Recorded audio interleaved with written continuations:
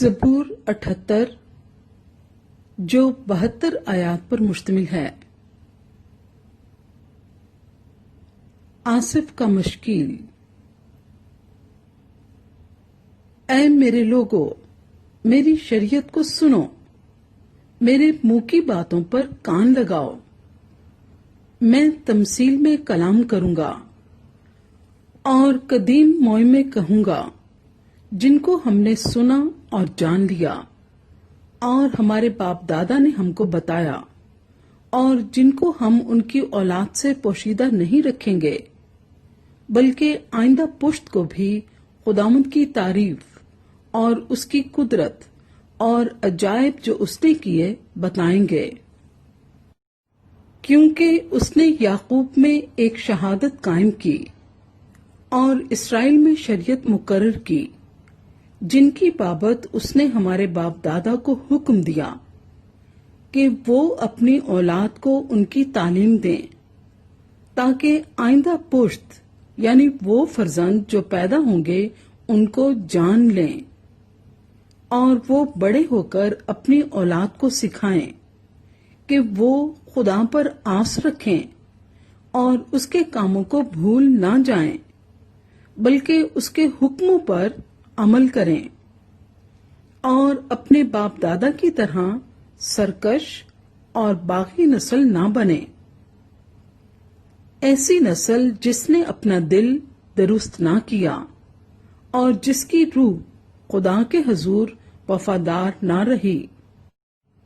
بنی افرائیم مسلح ہو کر اور کمانے رکھتے ہوئے لڑائی کے دن پھر گئے، انہوں نے خدا کے عہد کو قائم نہ رکھا اور اس کی شریعت پر چلنے سے انکار کیا، اور اس کے کاموں کو اور اس کے عجائب کو جو اس نے ان کو دکھائے تھے بھول گئے۔ اس نے ملک مصر میں زون کے علاقے میں ان کے باپ دادا کے سامنے عجیب و غریب کام کیے۔ اس نے سمندر کے 2 حصے کر کے ان کو پار اتارا اور پانی کو تودا کی طرح کھڑا کر دیا۔ اس نے دن کو بادل سے ان کی رہبری کی اور رات بھر آگ کی روشنی سے۔ اس نے بیابان میں چٹانوں کو چیرا اور ان کو گویا بحر سے خوب پلایا۔ اس نے چٹان میں سے ندیاں جاری کیں اور دریاؤں کی طرح پانی بہایا، تو بھی وہ اس کے خلاف گناہ کرتے ہی گئے اور بیابان میں حق تعالی سے سرکشی کرتے رہے، اور انہوں نے اپنی خواہش کے مطابق کھانا مانگ کر اپنے دل میں خدا کو آزمایا، بلکہ وہ خدا کے خلاف بکنے لگے اور کہا، کیا خدا بیابان میں دسترخوان بچھا سکتا ہے؟ دیکھو، اس نے چٹان کو مارا تو پانی پھوٹ نکلا اور ندیاں بہنے لگیں۔ کیا وہ روٹی بھی دے سکتا ہے؟ کیا وہ اپنے لوگوں کے لیے گوشت مہیا کر دے گا؟ پس خداوند سن کر غضبناک ہوا اور یعقوب کے خلاف آگ بھڑک اٹھی اور اسرائیل پر قہر ٹوٹ پڑا، اس لیے کہ وہ خدا پر ایمان نہ لائے اور اس کی نجات پر بھروسہ نہ کیا۔ تو بھی اس نے افلاک کو حکم دیا اور آسمان کے دروازے کھولے اور کھانے کے لیے ان پر من برسایا اور ان کو آسمانی خوراک بخشی۔ انسان نے فرشتوں کی غذا کھائی، اس نے کھانا بھیج کر ان کو آسودہ کیا۔ اس نے آسمان میں پروا چلائی اور اپنی قدرت سے دکنا بہائی۔ اس نے ان پر گوشت کو خاک کی مانند برسایا اور پرندوں کو سمندر کی ریت کی مانند، جن کو اس نے ان کی خیمہ گاہ میں ان کے مسکنوں کے آس پاس گرایا، پس وہ کھا کر خوب سیر ہوئے، اور اس نے ان کی خواہش پوری کی۔ وہ اپنی خواہش سے باز نہ آئے، اور ان کا کھانا ان کے منہ ہی میں تھا، کہ خدا کا غضب ان پر ٹوٹ پڑا اور ان کے سب سے موٹے تازے آدمی قتل کیے اور اسرائیلی جوانوں کو مار گرایا۔ باوجود ان سب باتوں کے وہ گناہ کرتے ہی رہے اور اس کے عجیب و غریب کاموں پر ایمان نہ لائے۔ اس لیے اس نے ان کے دنوں کو بطالت سے اور ان کے برسوں کو دہشت سے تمام کر دیا۔ جب وہ ان کو قتل کرنے لگا تو وہ اس کے طالب ہوئے اور رجوع ہو کر دل و جان سے خدا کو ڈھونڈنے لگے، اور ان کو یاد آیا کہ خدا ان کی چٹان اور حق تعالی ان کا فدیہ دینے والا ہے۔ لیکن انہوں نے اپنے منہ سے اس کی خوشامد کی اور اپنی زبان سے اس سے جھوٹ بولا، کیونکہ ان کا دل اس کے حضور درست نہ تھا اور وہ اس کے عہد میں وفادار نہ نکلے۔ لیکن وہ رحیم ہو کر بدکاری معاف کرتا ہے اور ہلاک نہیں کرتا، بلکہ بارہا اپنے قہر کو روک لیتا ہے اور اپنے پورے غضب کو بھڑکنے نہیں دیتا، اور اسے یاد رہتا ہے کہ یہ محض بشر ہیں، یعنی ہوا جو چلی جاتی ہے اور پھر نہیں آتی۔ کتنی بار انہوں نے بیابان میں اس سے سرکشی کی اور صحرا میں اسے آرزودہ کیا، اور وہ پھر خدا کو آزمانے لگے، اور انہوں نے اسرائیل کے قدوس کو ناراض کیا۔ انہوں نے اس کے ہاتھ کو یاد نہ رکھا، نہ اس دن کو جب اس نے فدیہ دے کر ان کو مخالف سے رہائی بخشی۔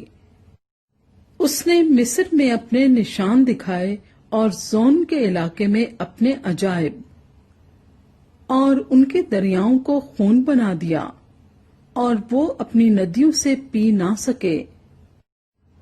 اس نے ان پر مچھروں کے غول بھیجے جو ان کو کھا گئے، اور مینڈک جنہوں نے ان کو تباہ کر دیا۔ اس نے ان کی پیداوار کیڑوں کو اور ان کی محنت کا پھل ٹڈیوں کو دے دیا۔ اس نے ان کی تاکوں کو اولوں سے اور ان کے گولر کے درختوں کو پالے سے مارا۔ اس نے ان کے چوپایوں کو اولوں کے حوالے کیا اور ان کی بھیڑ بکریوں کو بجلی کے۔ اس نے عذاب کے فرشتوں کی فوج بھیج کر اپنے قہر کی شدت، غیظ و غضب اور بلا کو ان پر نازل کیا۔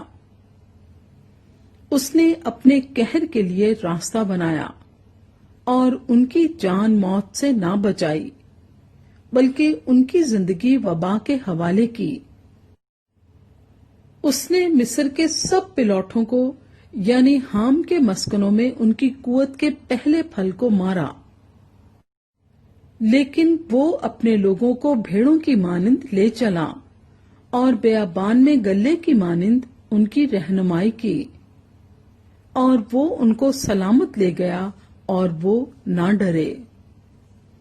لیکن ان کے دشمنوں کو سمندر نے چھپا لیا اور وہ ان کو اپنے مقدس کی سرحد تک لایا، یعنی اس پہاڑ تک جسے اس کے دہنے ہاتھ نے حاصل کیا تھا۔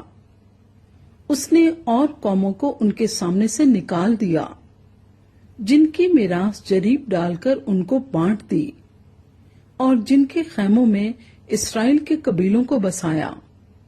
تو بھی انہوں نے خدا تعالیٰ کو آزمایا اور اس سے سرکشی کی اور اس کی شہادتوں کو نہ مانا، بلکہ پرگشتہ ہو کر اپنے باپ دادا کی طرح بے وفائی کی اور دھوکہ دینے والی کمان کی طرح ایک طرف کو جھک گئے، کیونکہ انہوں نے اپنے اونچے مقاموں کے باعث اس کا قہر بھڑکایا اور اپنی کھودی ہوئی مورتوں سے اسے غیرت دلائی۔ خدا یہ سن کر غضبناک ہوا اور اسرائیل سے سخت نفرت کی، سو اس نے سیلا کے مسکن کو ترک کر دیا، یعنی اس خیمے کو جو بنی آدم کے درمیان کھڑا کیا تھا، اور اس نے اپنی قوت کو اسیری میں اور اپنی حشمت کو مخالف کے ہاتھ میں دے دیا۔ اس نے اپنے لوگوں کو تلوار کے حوالے کر دیا اور وہ اپنی میراث سے غضبناک ہو گیا۔ آگ ان کے جوانوں کو کھا گئی اور ان کی کمواریوں کے سہاگ نہ گائے گئے۔ ان کے کاہن تلوار سے مارے گئے اور ان کی بیواؤں نے نوحہ نہ کیا۔ تب خداوند گویا نیند سے جاگ اٹھا، اس زبردست آدمی کی طرح جو میں کے سبب سے للکارتا ہو، اور اس نے اپنے مخالفوں کو مار کر پسپا کر دیا۔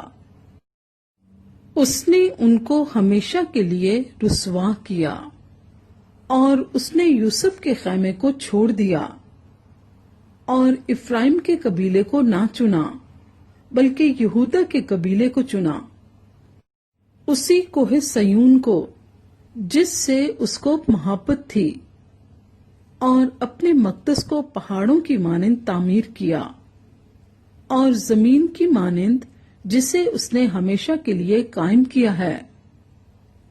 اس نے اپنے بندے داؤد کو بھی چنا اور بھیڑ سالوں میں سے اسے لے لیا۔